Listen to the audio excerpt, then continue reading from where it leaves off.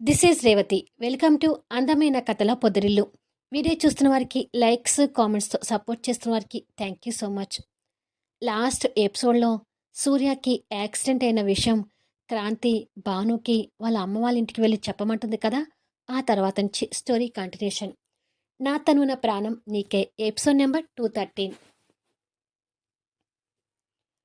హాస్పిటల్లో సూర్య తగిలిన దెబ్బలకు ఇబ్బంది పడుతూనే ఆటో డ్యామేజ్ విషయాన్ని గుర్తు తెచ్చుకొని కంగారు పడుతూ ఇప్పుడు ఆటో రిపేర్కి ఎంత అవుతుందో ఏంటో, సంపాదించినవి మళ్ళీ ఆటోకే పెట్టాల్సి వచ్చేలాగా ఉంది అని అనుకుంటాడు. క్రాంతి లోపలికొచ్చి బాధపడుతున్న సూర్యాని మౌనంగా చూస్తుంటుంది. సూర్య కూడా తన ఆలోచన వదిలేసి తన వైపు చూస్తుండగా డాక్టర్ వచ్చి సూర్యాని మళ్ళీ చెక్ చేసి సూర్యకి జాగ్రత్తల గురించి డాక్టర్ క్రాంతికి చెప్తుంటాడు.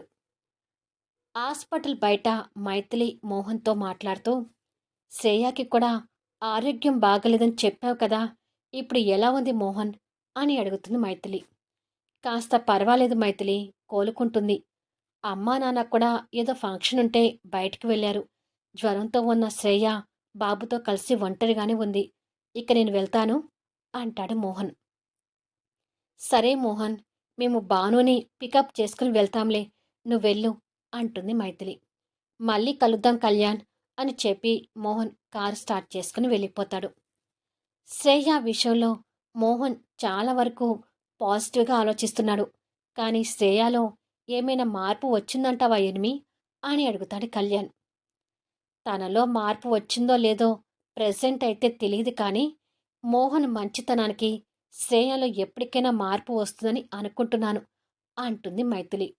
వాళ్ళు అలా మాట్లాడుతూ ఉండగానే భాను అక్కడికొచ్చి, మీరు వెళ్ళండి సార్, నేను క్రాంతి వాళ్ళ అమ్మగారింటికి వెళ్తాను అంటుంది. అక్కడికి ఎందుకు భాను అని అడుగుతుంది మైథిలి. భాను ఉన్న విషయం చెప్తుంది. క్రాంతి చెప్పింది కరెక్టే, అల్లుడికి యాక్సిడెంట్ అంటే ఎవరైనా కంగారు పడతారు. నిన్ను డ్రాప్ చేసి వెళ్తాము, కారెక్కు అంటాడు కళ్యాణ్. వద్దులే సార్, ఇక్కడి నుంచి ఆంటీ వాళ్ళ ఇల్లు దగ్గరే కాబట్టి నేను వెళ్ళగలుగుతానులే. నన్ను డ్రాప్ చేసి వెళ్ళాలంటే మళ్ళీ మీకు లాంగ్ అవుతుంది. అనవసరంగా ప్రెగ్నెంట్తో ఉన్న మేడంని ఇబ్బంది పెట్టడం ఎందుకు అని భాను చెప్తూ ఉండగానే అక్కడికి ఒక ఆటో వచ్చి ఆగుతుంది. నేను ఆటోలో వెళ్తాను సార్, మీరు వెళ్ళండి అంటుంది భాను. సమయానికి సూర్యని హాస్పిటల్ తీసుకొచ్చినందుకు థ్యాంక్ యూ భాను, జాగ్రత్తగా వెళ్ళు అంటుంది మైథిలి. భాను వెళ్ళిపోయే వరకు ఉండి కళ్యాణ్ వాళ్ళు కారు స్టార్ట్ చేసుకుని బయలుదేరారు. ఇప్పుడు ఆ ఆటోకి ఎంత అవుతుందో కళ్యాణ్ అంటుంది మైథిలి బాధపడుతూ. ఆ ఫీల్డ్లో ఇలాంటి ఇబ్బందులు ఎదురవుతూనే ఉంటాయి మైథిలి. సంజయ్ని వచ్చి ఆటో తీసుకువెళ్ళి షెడ్లో పెట్టమని చెప్పాను అంటూ కళ్యాణ్ ఆటో ముందు నుంచే వెళ్తుంటే అప్పటికే సంజయ్ అక్కడికి చేరుకొని ఆటోని చూస్తుంటాడు. కళ్యాణ్ మైథిలి కూడా అక్కడ దిగి ఆ ఆటోని చూస్తుంటారు. ఇద్దరూ దగ్గరుండే సంజయ్తో ఆ ఆటోని షెడ్డుకి పంపిస్తారు. అక్క వాళ్ళు కంగారు పడుతూ, నిన్ను హాస్పిటల్ ఉండమన్నారు కానీ నువ్వు వెళ్ళిపో క్రాంతి అంటాడు సూర్య. అలా ఎలా వెళ్తాను? హాస్పిటల్ పేషెంట్ దగ్గర తోడుగా ఎవరో ఒకరు ఉండాల్సిందే అని డాక్టర్ చెప్పిన టాబ్లెట్స్ తీసి బెడ్ కానుకొని కూర్చున్న సూర్యకి అందిస్తుంది. సూర్య ఆ టాబ్లెట్ అందుకోగానే వాటర్ అందించింది. సూర్య ఆ టాబ్లెట్ వేసుకోవటం పూర్తి చేసి వాటర్ బాటిల్ తనకు అందిస్తాడు. ఎంత ఇంట్లో గొడవైతే మాత్రం మరి డ్రైవింగ్లో అంత నిర్లక్ష్యంగా ఉండాలా? ఈ ప్రాబ్లం నీ ఒక్కడితో అయిపోయింది. అదే కస్టమర్ ఉంటే వాళ్ళ పరిస్థితి ఏమై ఉండేది అని అడుగుతుంది క్రాంతి. అమ్మో, ఆటోలో నేను ఒక్కడినే ఉండటం కూడా నా అదృష్టం అనుకోవాలి అంటాడు సూర్య. ఏమైనా గొడవలు జరిగితే అవి ఇంట్లో వరకే కానీ బయటికి వెళ్ళి కూడా వాటి గురించి ఆలోచించటం కరెక్ట్ కాదని ఈ యాక్సిడెంట్ ద్వారా నీకు తెలిసి ఉండాలి అంటుంది క్రాంతి. బాగా తెలిసింది అంటాడు డ్యామేజ్ అయిన ఆటోని గుర్తు చేసుకుంటూ. భాను క్రాంతి వాళ్ళ పుట్టింటికొచ్చి ఎవరు హాల్లో కనిపించపోయేసరికి ఆంటీ అంటూ పిలుస్తుంటుంది. భాను పిలిచినా ఎవరు బయటికి రాకపోయేసరికి ఆంటీ రూమ్లో ఉందేమో అని అనుకొని జ్యోతి రూమ్లోకి వెళ్ళేసరికి బాత్రూమ్ డోర్ తీసుకుని బయటికి వస్తున్న సౌండ్ వినిపిస్తుంది. ఓ, ఆంటీ వాష్రూంలో ఉందేమో అని అనుకుంటూ ఉండగానే స్నానం చేసి నడుంకి టవల్ కట్టుకొని ఏదో పాట పాడుతూ విజయ్ వాష్రూమ్ నుంచి బయటకొస్తాడు. సడన్గా భాను విజయ్ని ఆ అవతారంలో చూసి చిచి అని తల తిప్పుకుంటే విజయ్ కంగారు పడుతూ సమయానికి అక్కడ ఉన్న కత్తెంతో బాడీని కవర్ చేసుకుని ఏ దెయ్యం నువ్వేంటి ఇక్కడ అని అడుగుతాడు. దెయ్యం భూతం అన్నావంటే టవల్తో ఉన్న ఈ అవతారంలోని మర్డర్ చేసి పడేస్తాను అంటుంది కోపంగా. అమ్మో, నువ్వు మర్డర్ చేస్తావని చెప్పగానే ఇప్పుడు నేను భయపడాలా అంటాడు వెటకారంగా. ఆ మాటలకి భాను ఇంకా ఉరిమి చూస్తుంటుంది. అసలు ఈ రూమ్లో ఎందుకున్నావో ముందు ఆ విషయం చెప్పు అంటాడు విజయ్. అదే నేను అడుగుతున్నాను. నువ్వేంటి ఆంటీ వాళ్ళ రూమ్లో ఉన్నావు అని అడుగుతుంది కోపంగా. ఇది ఒకప్పుడు అమ్మ వాళ్ళ రూమ్ గాని ఇప్పుడు నా రూమ్. ఇంతకుముందు ఇది అమ్మ వాళ్ళ రూమ్ అయితే ఈ రూమ్లో ఇప్పుడు నేను ఉంటున్నాను అని సమాధానం ఇస్తాడు. బాన్ ఆ రూమ్ చుట్టూ చూసి ఓ అవునా, అనవసరంగా వచ్చి నీ అవతారాన్ని చూశాను. ఇంతకీ ఆంటీ వాళ్ళు ఎక్కడా అని అడుగుతుంది. ఇప్పుడు నీ ప్రశ్నలకు సమాధానం దొరికే వరకు నన్నిలా కర్టెన్ కప్పుకొని ఉండమంటావా అని అడుగుతాడు కాస్త చిరాగ్గా. ఇంట్లో ఎవరు కనిపించడం లేదు. నీ అవతారానికి పురుస్టాప్ పెట్టి త్వరగా బయటకొచ్చి నాకు సమాధానం చెప్పు అని భాను కోపంగా చెప్పి ఆ రూమ్ నుండి వెళ్ళిపోతుంది. క్రాంతి పెళ్లి తర్వాత మళ్ళీ ఇప్పటికొచ్చింది దెయ్యం. వచ్చి రాగానే నా అవతారాన్ని ఇలా చూసి నా పరువు పోయేలా చేసింది అని తిట్టుకుంటూనే విజయ్ డ్రెస్అప్ అవుతాడు. భాను వెయిట్ చేస్తూ ఉండగా దర్శనం బాగా జరిగింది కదండి అంటూ జ్యోతి జగన్నాథం గుడికి వెళ్ళి వస్తూ ఇంట్లోకి వస్తారు. భానుని చూసి అమ్మ భాను, ఎప్పుడొచ్చావు? క్రాంతి పెళ్లి తర్వాత మా ఇంటికి రావడానికి ఇప్పుడు తీరిందా అని అడుగుతుంది జ్యోతి. క్రాంతి పెళ్లి తర్వాత అసలు పూర్తిగా మమ్మల్ని మర్చిపోయావా ఏంటి భాను అంటూ జగన్నాథం కూడా తనని నవ్వుతూ పలకరిస్తాడు. అదేమీ లేదంకుల్ అంటుంది భాను కూడా కాస్త నవ్వుతూ. అసలు ఇన్ని రోజులకి తను మన ఇంటికి ఎందుకు వచ్చిందో ముందు అది తెలుసుకోండమ్మా అంటూ విజయ్ అక్కడికొస్తాడు. మీకు ఒక విషయం చెప్పిపోదామని వచ్చాను ఆంటీ. నేను చెప్పేది విని కంగారు పడకండి అంటుంది భాను. అస్సలు కంగారు పడం కానీ ముందు విషయం ఏంటో చెప్పు అంటాడు విజయ్ వెటకారంతో. విజయ్ వెటకారానికి భాను కోపంగా చూసి తర్వాత జ్యోతి వాళ్ళని చూస్తూ సూర్య అన్నయ్యకి చిన్న యాక్సిడెంట్ జరిగింది అని చెప్తుంది. అది విని జగన్నాథన్ జ్యోతి షాక్ అయితే విజయ్ కంగారు పడుతూ ఏంటి మా సూర్యకి యాక్సిడెంటా అని టెన్షన్గా అడుగుతాడు. మా అల్లుడికి యాక్సిడెంట్ ఏంటమ్మా అని అంటాడు జగన్నాథం కూడా కంగారు పడుతూ. మీరు కంగారు పడకండి అంకుల్, అన్నయ్యకి జరిగింది చిన్న యాక్సిడెంట్. అక్కడక్కడ చిన్న చిన్న దెబ్బలు తగిలాయి. ప్రస్తుతానికి హాస్పిటల్లో ఉన్నాడు. రేపు డిశ్చార్జ్ చేస్తామని చెప్పారు.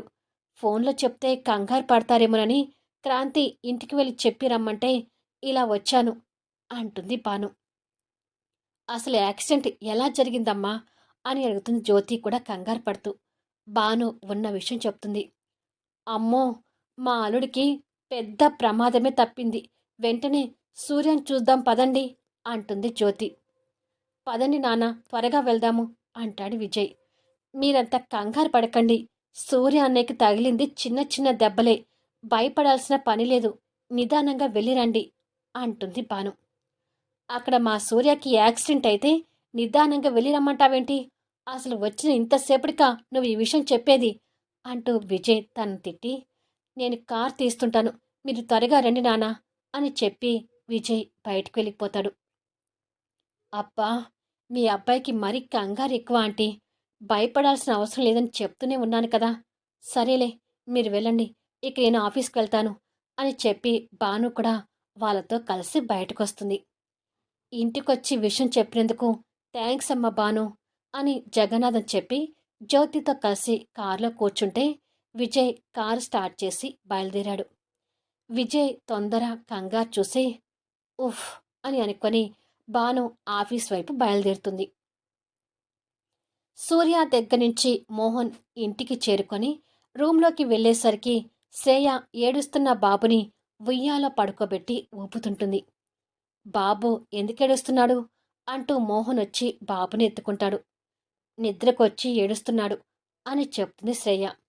అవునా అంటూ మోహన్ బాబుని భుజాన్ని వేసుకుని జోకొడుతూ, ఇప్పుడు నీకు ఎలా ఉంది, జ్వరం తగ్గిందా అంటూ తన నుదిటిన చేయి పెట్టి చూస్తూ అడుగుతాడు. తగ్గిపోయింది, ఇక నేను కోలుకున్నట్టే. ఇంతకీ సూర్య ఎలా ఉన్నాడు, గాయాలు బాగా తగిలాయా అని అడుగుతుంది. పర్వాలేదే, తమ్ముడి గురించి బాగానే అడుగుతున్నావు అంటాడు మోహన్ కాస్త కోపంగా చూస్తూ. ఎంత వాళ్ళంటే నాకు పడకపోయినా మా మధ్య బ్లడ్ రిలేషన్ అనేది ఉంది కదా అంటుంది. సూర్యకి మామూలుగా గాయాలయ్యాయి, హాస్పిటల్ నుంచి రేపు పంపిస్తామని చెప్పారు అంటాడు మోహన్. ఆ జెస్సీని పెళ్లి చేసుకుంటే రాజు అలాగా బతికేవాడు. అనవసరంగా ఆ క్రాంతిని పెళ్లి చేసుకుని లేనిపోని కష్టాలు తెచ్చుకుంటున్నాడు. జెస్సీని ఏడిపించినందుకు ఈ యాక్సిడెంట్ జరిగిందేమో.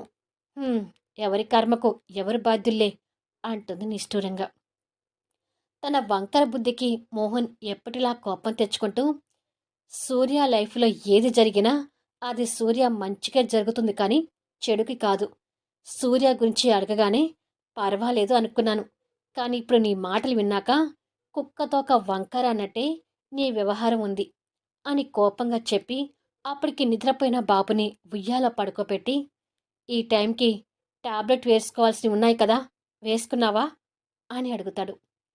ఇంకా లేదు అని చెప్తుంది. ఏం, నీకు జ్వరం మళ్ళీ మళ్ళీ వస్తుంటే నాతో సేవలు చేయించుకోవాలని నీకు అంత ఆశగా ఉందా అని అడుగుతూ టాబ్లెట్ తీసుకొచ్చి ఇస్తాడు.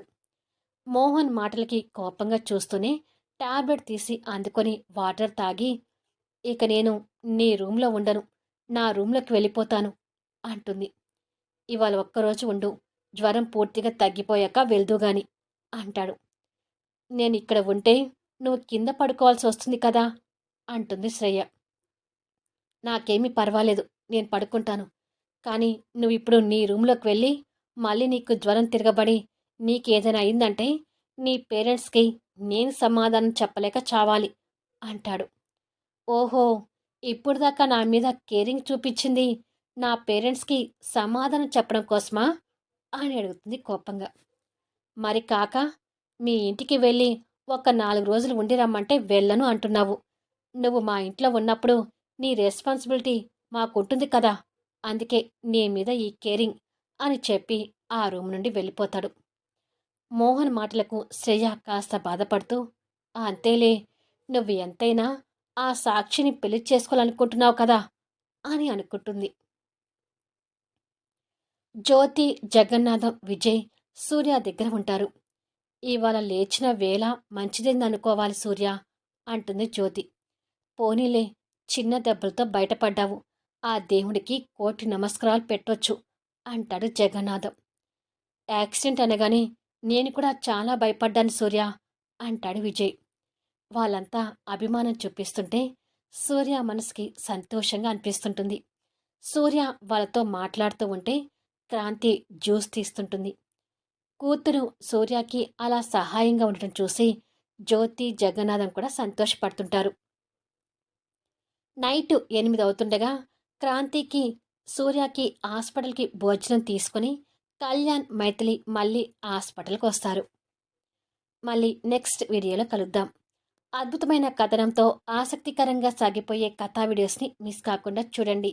కథ నచ్చితే లైక్ చేయండి, కామెంట్ షేర్ చేయండి, సబ్స్క్రైబ్ చేసుకుని ఛానల్ షేర్ చేస్తూ సపోర్ట్ చేయండి. Thanks for listening.